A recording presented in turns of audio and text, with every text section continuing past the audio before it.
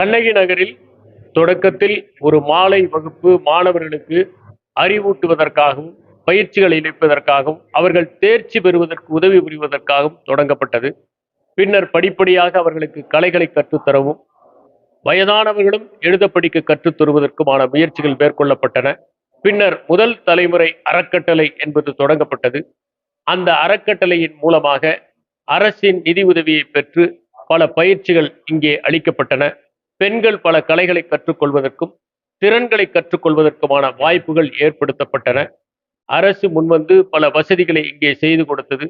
அந்த அடிப்படையில் இன்று முதல் தலைமுறை அறக்கட்டளை பல்வேறு பணிகளை ஒருங்கிணைக்கின்ற ஒரு செம்மையான பணியை செய்து வருகிறது. மேலும் கிரீன் அம்பாசிடர்ஸ் என்று 100 பேரை தேர்ந்தெடுத்து அவர்களுக்கு பயிற்சியை அளித்து சுற்றுச்சூழல் குறித்தான விழிப்புணர்வையும் இங்கே ஏற்படுத்தி வருகிறோம்.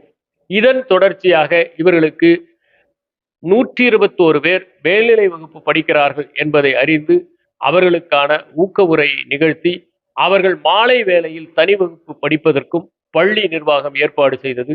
அவர்களுக்கு ஊட்டச்சத்து வேண்டும் என்பதற்காக ஊட்டச்சத்து கொடுப்பதற்கும் மாலை வேளையில் ஏற்பாடு செய்யப்பட்டது.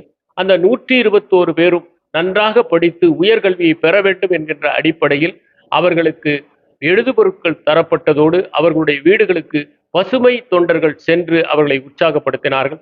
நானும் 32 இல்லங்களுக்கு சென்று அந்த மாணவர்கள் நன்றாக படிக்க வேண்டும் என்று ஊக்கமளித்தேன். அதில் பல மாணவர்கள் என்ன படிப்பு படிக்க விரும்புகிறார்களோ அந்த படிப்பை படிப்பதற்கும் உயர்கல்வியை தொடர்வதற்கும் தேவையான உதவிகளை செய்வோம் என்று நாங்கள் சொல்லியிருக்கின்றோம். அது அவர்களை உற்சாகப்படுத்தி இருக்கிறது. இப்போது கோடை விடுமுறை தொடங்கிவிட்டது.